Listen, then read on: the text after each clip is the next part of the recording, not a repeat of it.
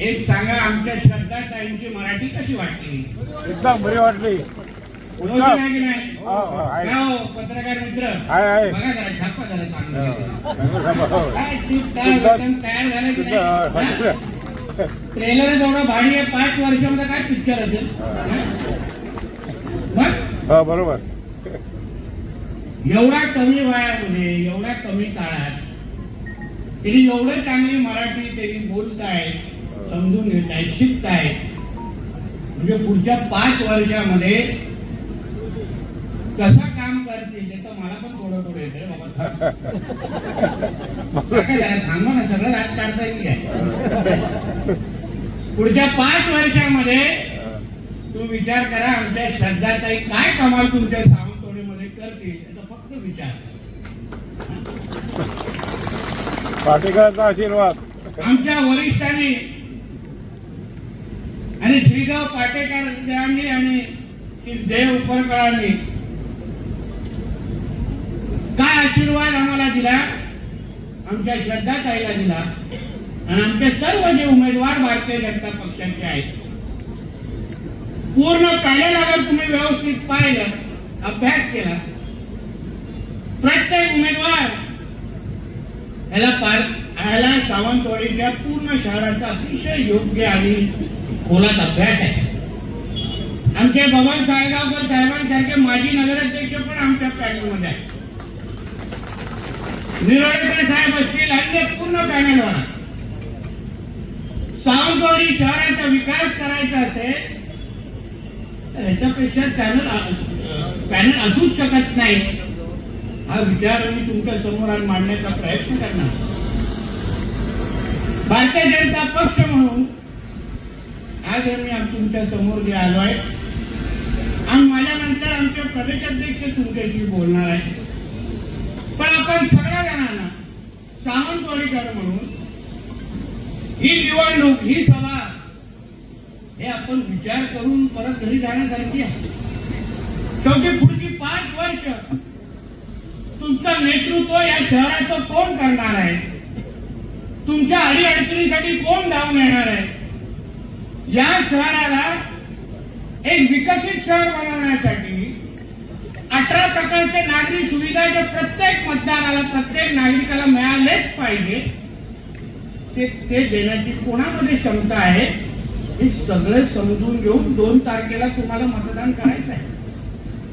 म्हणून ह्या प्रचार सभेला कुठली राजकीय प्रचार सभा समजू नये. शेवटी आम्ही आपली बाजू आपल्या समोर मांडणार आहे.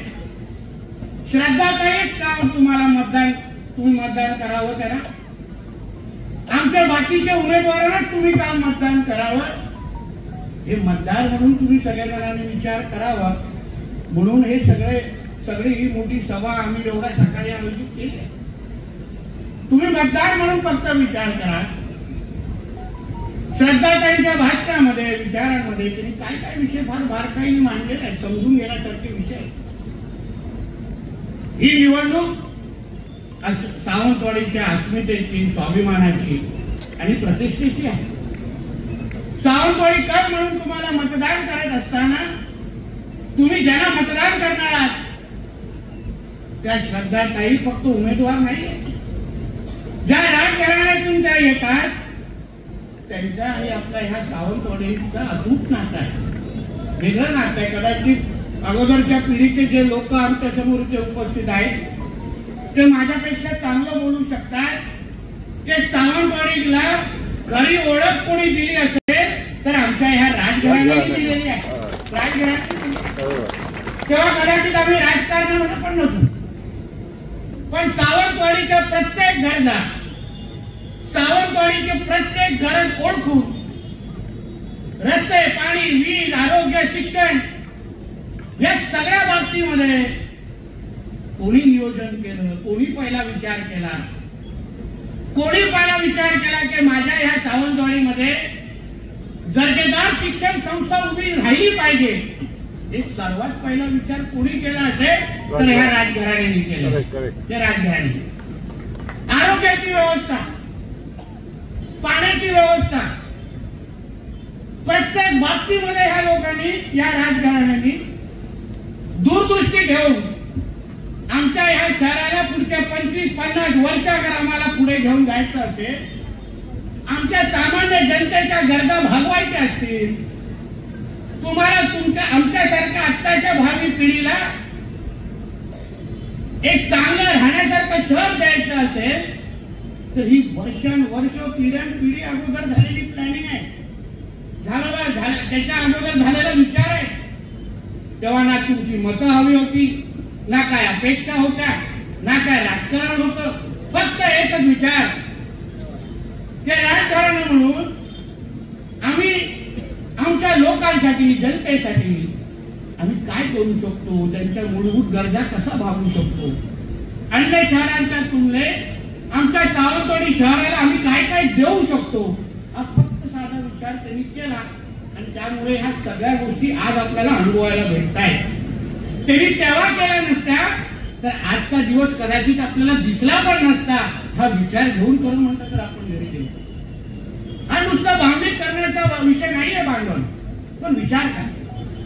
जेव्हा पहिला प्रस्ताव राजकारण्यांचा आमच्या पार्टीकडे आला, आमच्या पक्षाकडे आला, आमच्या रवी चव्हाण साहेबांकडे आला, आमच्या देवेंद्र फडणवीस साहेबांकडे आला, त्यांनी इच्छा व्यक्त केली की नाही आम्हाला काहीतरी परत एकदा आमच्या या सावंतवाडीसाठी करायचं आहे, आम्ही निवडणूक लढू शकतो का, विचार आहे. आता खरं म्हटलं तर एवढा मोठा विचार अगर नजरेसमोर ठेवला कोणी तर नाही बोलण्याची हिंमत कोणालाच येत नाही. कारण का ज्या लोकांनी आपल्याला अगर एवढं दिलं त्यांनी अगर इच्छा व्यक्त केली असेल, त्यांना अगर परतफेड करण्याची संधी सावंतवाडीकर आणि सिंधुदुर्गकर अगर आमच्या समोर असेल तर आम्ही कुठलाही विचार न करता त्यांच्या मागे उभं राहण्याचं आम्ही ठरवलं आणि म्हणून आज त्या व्यासपीठावर नगराध्यक्ष उमेदवार म्हणून आज तुमच्या समोर उभा आहे. आणि मी जसं त्या दिवशी बोललो माझ्या पत्रकार परिषदेमध्ये, आम्हाला सगळ्यांकडून पण तीच अपेक्षा होती, सगळ्याच राजकीय पक्ष. कारण शेवटी आम्ही भारतीय जनता पक्ष, शिवसेना, काँग्रेस हे सगळे कार्यकर्ते आम्ही नंतर आहोत. पहिला आम्ही सावंतवाडीकर अगर म्हणून विचार केला तर कोणीच खरं म्हणलं तर मुळात कॉमत भरता कामा नव्हता. यांच्या विरोधात ही भावना सगळ्या मनामध्ये तयार झाली पाहिजे. का झाली नाही हा खरं म्हणतो संशोधनाचा विषय आहे. मी हल्ली जे काही निवडणुकीच्या प्रचाराच्या निमित्ताने एक जे वक्तव्य लोकांचे ऐकतोय, प्रतिस्पर्धी लोकांचे ऐकतोय, मला आश्चर्य वाटतं. मला आपण एवढं माणुसकी पण विसरलो आहे का. राजकारण निवडणुका आपल्यासाठी एवढं महत्वाचं झालं आहे का की आपल्याला ज्या लोकांनी एवढं दिलं, जे लोक आपल्याबरोबर निस्वार्थ उभं राहिले, सावंतवाडीसाठी काय काय हवं असेल, तुम्हाला ह्या याच्यासाठी प्रकल्पासाठी जागा हवी आहे, शिक्षण संस्था उभी करायची आहे, दुसरा कुठला विकासात्मक प्रकल्प उभा करायचा आहे, चला आम्ही तुम्हाला जे काय पाहिजे ते तुमच्या बरोबर उभे आहोत. तुम्ही आम्हाला काय नाही दिलं तरी चालेल, पण आम्ही सावंतवाडीच्या बरोबर उभे आहोत. हे वर्षानुवर्ष अगर हे कुटुंबियांचे भावना व्यक्त करत असेल तर मग आपण तर न विचार करताच या निवडणुकीमध्ये मतदान करायला. मग नंतर जेव्हा हे जे काही वक्तव्य हल्ली इंटरव्ह्यू दिले जातात, टीका केली जाते राजकारणावर, मला फार धक्का देण्यासारखी गोष्ट. काही लोक म्हणतात राजकारण हा विषय संपलेला आहे. संपलाय हा शब्द, संपला हा शब्द राजकारणासाठी वापरला, संपला म्हणून. तेव्हा जेव्हा तुम्हाला त्यांची मदत पाहिजे होती तेव्हा जाऊन राजघराण्याच्या समोर नमस्कार करायचा, आशीर्वाद मागायला जायचा, तेव्हा संपला हा शब्द आठवला नाही. तेव्हा त्यांना त्यांचं अस्तित्व विचारण्यासारखं वाटलं नाही. तेव्हा काही ताट भूमिका घेतली. आणि मग आता जेव्हा निवडणुकीमध्ये त्यांनी काहीतरी सांगितलंय की आम्हाला काहीतरी सावंतवाडीसाठी करायचं आहे, आम्हाला सावंतवाडीचा विकास करायचा आहे, तेव्हा लगेच राजकारणाला संपला हा वक्तव्य वापरायचं. राजकारण असेल 2 तारखेपर्यंतच हे निवडणूक आहे, पण वर्ष आणि पिढ्या पुढच्या 100 तरी पुढच्या पिढ्या हेच घराणं आपल्या बरोबर इथे असणार, आपल्याला आशीर्वाद देणार, हे आपण कोणच विचारता कामा नये, कोणच विचारता कामा नये. हे आपले स्वाभिमान आहेत, आपली अस्मिता आहे. आपण अगर ही भावना अगर आपण व्यक्त केली की हे विषय संपले आहेत तर मग आपण बाहेर काय चेहरा दाखवणार? ताईंच्या भाषेवर, ताईंच्या विविध विषयावर टीका करायची. आपल्या घरामध्ये माता भगिनी नाही, आपल्याकडे मुली नाही, या विषय बाहेर काढून तुम्ही आपले संस्कार दाखवत नाहीयेत का? यासाठी राजकारण आपण करतो, यासाठी निवडणुका लढवतो की कोणाचा तरी अपमान करायचा, कोणाचा तरी नीचा दाखवायचा, यासाठी तुम्हाला ह्या निवडणुका लढवायच्या? आम्ही या निवडणुका त्यासाठी लढवत नाही. पण या सगळ्या प्रक्रियेमध्ये साहेब मला दीपक केसरकर साहेबांचं फार आश्चर्य वाटलं. अधिकारवाणी सांगतो, मला वाटलं सर्वात पहिलं कोण पाठिंबा देतील तर ते आमचे दीपक केसरकर साहेब पाठिंबा देतील अशी माझी तरी भावना. कारण जेवढ्या वर्ष मी त्यांना पाहतोय, त्यांचं राजकारण पाहतोय, त्यांचा राजकीय प्रवास पाहतोय, आता बरोबर असलो किंवा अगोदर विरोधात असलो तरी आम्ही जो काय त्यांचा प्रवास पाहिलाय ते प्रत्येक बाबतीमध्ये राजघराण्याच्या आशीर्वादाशिवाय पुढे काहीच बोलत नाही. बोलताना दिसले का कधी? नेहमी राजघराण्याचा आशीर्वाद बोलतात ना. बरोबर. मग आताच काय झालं नेमकं? आताच कुठे पाणी मुरलं? उलट त्यांनी बोललं पाहिजे होतं, श्रद्धाताई ह्या माझ्या मुलीसारख्या आहेत, माझी मुलगी आज नगराध्यक्षाच्या उमेदवार म्हणून तिथे उभी आहे, म्हणून माझ्या घरातल्या मुलगीसारखी अगर श्रद्धाताई तिथे उभी असेल तर मी राजकारण हे बाजूला ठेवून एक निवडणूक माझ्या पक्षाच्या नावाने नाही लढलो तरी मी श्रद्धाताई बरोबर उभा राहणार ही भावना दीपक केसरकर साहेबांनी व्यक्त करायला पाहिजे. ते जबाबदार आहेत, सिनियर आहेत. मी वारंवार त्यांना 2-3दा भेटलो की मला साहेब त्यांनी इच्छा व्यक्त केली आहे केसरकर साहेब, आपण एकत्र आलो पाहिजे, बोललो पाहिजे, पाठिंबा दिला पाहिजे, आपण ह्या बाबतीमध्ये राजकारण करू नये. तुम्ही बोला त्यांच्याशी, माझ्यापेक्षा तुम्ही त्यांना चांगलं ओळखता, तुम्ही त्यांच्या जास्त जवळ आहात. आम्ही तर आता लखनराजी जीन पुढे हळूहळू आमच्या संवाद वाढत चालले, पण तुम्ही तो वर्षानुवर्ष राजघराण्याच्या जवळ आहात ना, मग का नाही तुम्ही बोलत, का नाही पाठिंबा देत? ह्या गोष्टी फार बारकाईने आपण विचार करायला पाहिजे. राजकारण, समाजकारण हे सिंधुदुर्ग आणि सावंतवाडीच्या अस्मितेच्या आणि प्रतिष्ठेच्या पेक्षा मोठा असताच कामा नये. ह्या भावना माझी आजच्या निमित्ताने असतात कामा नये. शेवटी आपण आपली प्रतिमा, आपण काय संदेश देतोय ह्या गोष्टी खरं म्हटलं तर महत्वाचं. पण एक पण तुम्हाला सांगतो, सगळ्यांनी किती दीपक केसरकर साहेबांनी उमेदवार उभा केला ना, त्यांचा पाठिंबा हा श्रद्धा ताईंनाच आहे हे मला चांगलं माहिती. काय विषय, हा पक्षात काय बोलतात, गपचूप काय बोलतात, आमची पण माणसं आहेत, आम्हालाही कळत आहे. आम्हालाही चव्हाण साहेबांनी पालकमंत्री बनवलंय, आमची पण यंत्रणा आहे. एवढा वर्ष पोलिसांच्या एवढा बरोबर काम केल्यानंतर आम्हालाही पोलीस माहिती आहे कशी यंत्रणा चालवायची. म्हणून हे बोललं तर चुकीचं ठरणार नाही की श्रद्धाताईंना मत म्हणजे दीपक भाईंना मत असं म्हणलं तर चुकीचं ठरणार नाही. होऊन काय टाळायला शेवटी आपल्याला आहेच चुका पाठिंबा, काय विषय त्याच्यामध्ये? ये अंदर की बात है, दीपक भाई हमारे साथ है. नाही बोलून दे जरा, थोडं आमच्या चव्हाण साहेबांनी आग्रह धरला तर आले असते या स्टेजवर, आले असते स्टेजवर. मी बोलतो तुम्हाला, आमचे चव्हाण साहेब कोणालाच तयार करून स्टेजवर आणू शकतात, काय त्यांचा हात नाही पकडू शकत. म्हणून या सगळ्या निवडणूक, ही निवडणूक आहे ना, राजकारणाची नाही हो, ही नाही राजकारण करण्याची, परतफेड करण्याची निवडणूक आहे. आपल्या पूर्ण देशामध्ये, राज्यामध्ये ह्या निवडणुकीची चर्चा होते आहे. ते सावंतवाडीचं राजकारण ह्या निवडणुकीमध्ये उतरलंय आणि सावंतवाडीची जनता त्यांच्या बरोबर कशी उभी राहते हे फक्त एक बारकाईने राज्याचे आणि देशाचे लोक बघतायत.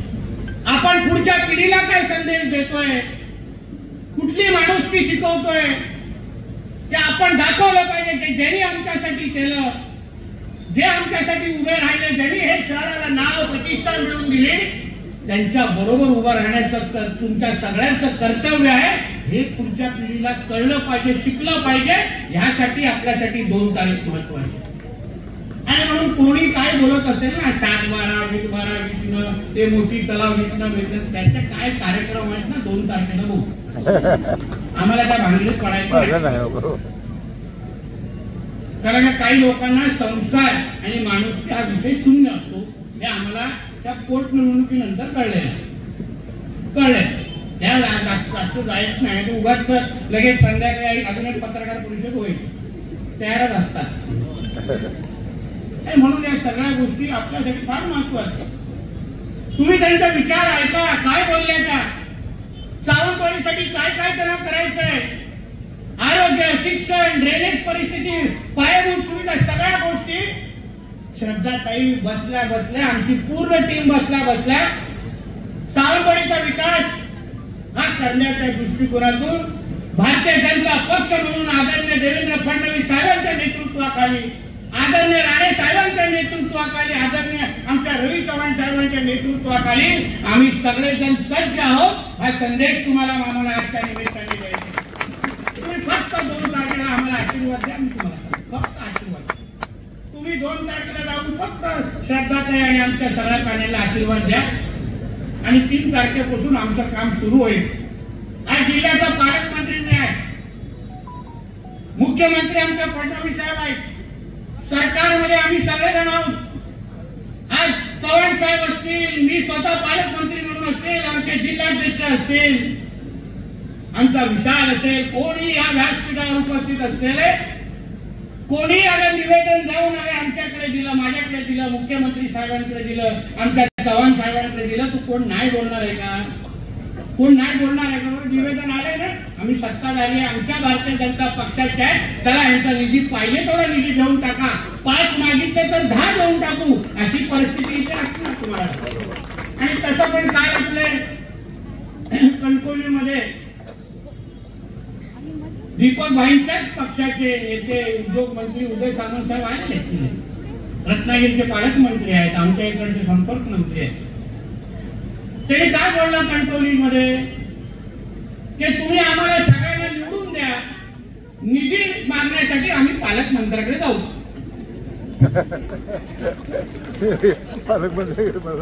आता तुम्हाला शहरामध्ये बायपास करून यायचंय की सरळ शहरामध्ये यायचंय? सरळ बायपास फिरून यायचंय का सरळ यायचंय?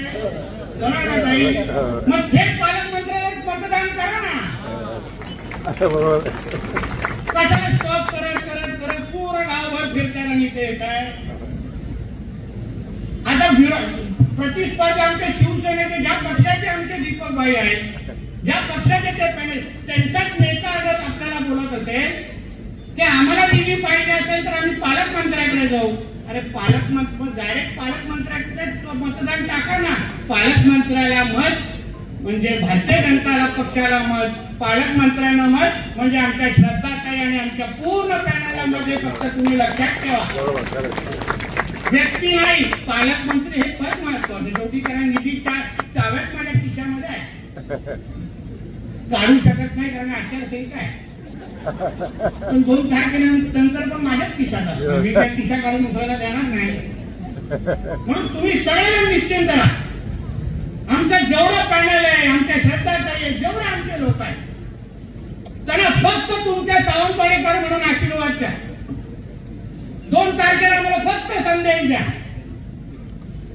की रवी चव्हाण साहेब, नितेश राणेजी, तुम्ही बोलल्यानंतर श्रद्धाताई आणि या सगळ्या लोकांना कमळ या चिन्हाच्या समोर आम्ही बटन दाबलं. आता 4 तारखेपासून तुम्ही आमच्या सावंतवाडीचा विकास करा, हा फक्त संदेश तुम्ही 2 तारखेला द्या आणि बाकीचं काम माझ्यावर आमच्यावर सोडा. एवढंच मी आजच्या निमित्ताने सांगतो. असंख्य महत्वाचे प्रकल्प ज्याचा उल्लेख आमच्या श्रद्धाताईंनी केला. सावंतवाडी शहरामध्ये खूप काय करण्यासारखं आहे. ड्रेनेजची परिस्थिती आहे, आरोग्याची परिस्थिती आहे. आरोग्याच्या बाबतीमध्ये मी तुम्हाला आज शब्द देतो या व्यासपीठावर, चिंता करू नका. तुमच्या उपरुग्णालयामध्ये चांगल्यातले चांगले MBBS परमनंट डॉक्टर आणून ठेवतो 3 तारखेच्या नंतर. चांगले ते चांगली मशिनरी आणतो त्या तुमच्या उपरुग्णालयामध्ये सावंतवाडीमध्ये येऊन बघायचं स्वतः. जाती तुम्हाला गोवा बांबुलीला जायला पण गरज वाचणार नाही. सावंतवाडीमध्ये राहूनच तुम्हाला चांगली आरोग्य सुविधा देण्याचा शब्द मी आज तुम्हाला या व्यासपीठाच्या निमित्ताने देतो. मल्टी स्पेशलिस्ट बद्दल काय करायचं आपण बसून करू ना, एकदा सत्ता तरी द्या हातामध्ये. कारण आम्हाला आमच्या इकडच्या स्थानिक डॉक्टरांची पण चिंता आहे, ते पण आपलेच आहेत. एक मला कसा वकील घेतलाय, त्याच्या डॉक्टरांची पण चिंता आहे. सगळ्यांना बसून करू ना, काहीतरी मार्ग काढू त्याच्यातून. आणि शेवटी जागा देणारेच आमच्या बरोबर आहे. आता लखन राजे इकडून जागा हवी आहे आणि आमच्या श्रद्धाताई नगराध्यक्ष आहे, यांची हिंमत आहे ना बोलण्याची. जागा जिंकार आहे, घरी जातील काय ऐकत नाही, मुद्दाम दिलेला. सांगा तुम्ही मग, तुम्ही या सगळ्या गोष्टी. हो ताई जरा थांबा ना, हो ताई 2 मिनिटं थांब, भाषणवर थांबा, बसा बसा. एवढं काय राहिलं आहे तुम्हाला? बघा वस्तू इशारे देऊ नका कोणी, मला कळतंय.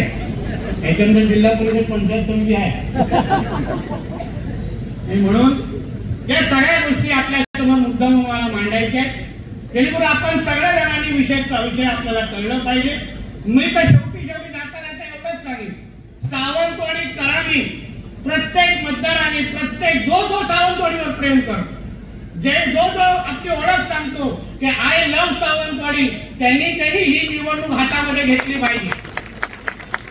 जे काही आमच्या राजकारणाच्या विरोधी बोलणारे लोक आहेत, प्रचार करणारे लोक आहेत, पत्रकार परिषद घेणारे लोक आहेत, त्या प्रत्येकाला सांगायचं की काही बोला पण राजघराण्याच्या विरोधात बोलायचं नाही, नाहीतर जनता पेटून उठेल. हे 2 तारखेला तुम्ही सगळ्या जणांनी दाखवून द्यायचं, एवढंच आजच्या निमित्ताने सांगतो.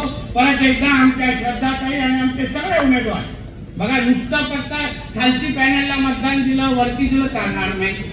नुसतं श्रद्धाताईंना मतदान दिलं आणि खालची मोकळं ठेवलं तेही चालणार नाही. आम्हाला सगळी टीम इथे पाहिजे.